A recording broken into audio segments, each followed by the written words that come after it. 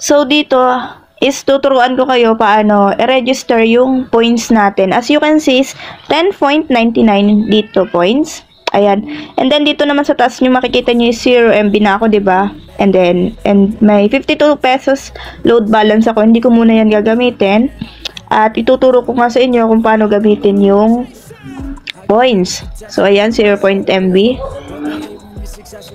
So, i-click lang yung buy manage promo dito para magamit natin yung points natin at ituturo ko sa inyo. And then, pag nandyan na kayo, isi-see all mo lang. So, ito yung mga available niya. So, dahil points lang yung gagamitin natin, scroll, as you can see, nakikita nyo naman ito, diba, sa taas yung ginaganyan-ganyan ko, ginagalaw ko. So, dito, click nyo lang yung data. Ito. And then, hanapin natin tong data, 1 gig, high speed data. So, for only 10 pesos lang. So, yan yung mga available nila. Dahil 10 pesos lang yung ating points, i-click lang buy now.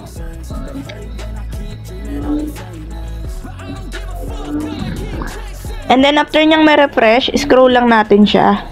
So, as you can see is, may balance daw akong 52 pesos. So, hindi ko muna gagamitin yon. And, itatry natin yung dito points.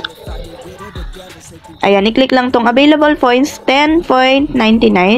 So, ito yung pambabayad natin. Click lang yan. And then, ngayon is, i-click lang natin dito sa proceed. Then, wait natin yung may pinaka-pin niya. And then, may marireceive tayo sa SIM card natin dito sa dito SIM. And then, after nating ma-receive, syempre, diba, i-input na natin dyan. And then, the next, proceed na tayo.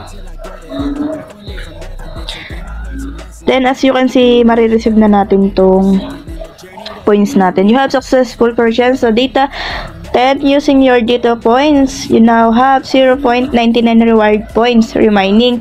So, ito na lang yung natirang points ko is 0.99. So, mag-back na tayo dun sa dito SIM.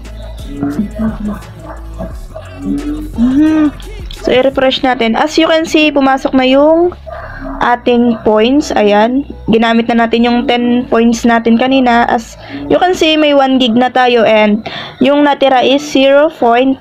So, every naglo-load kayo, for example is nga, sabi ko nga kanina is, kunyari is nag-load kayo ng 50 pesos, is papasok is 0.50. So, for example, is 100 naman, 0.99. So, every naglo-load tayo is nadadagdagan yung points natin. Then, ang chance niya is, for example, is malalaki yung load mo. So, ang mangyayari is, mas mataas din yung points na makukuha natin. And, yun nga is, pwede natin siyang gamitin para sa ating load. So, ayun lang. Hanggang dito lang ang tutorial. Don't forget to subscribe and hit the notification bell para update ka sa next kong video. Peace out!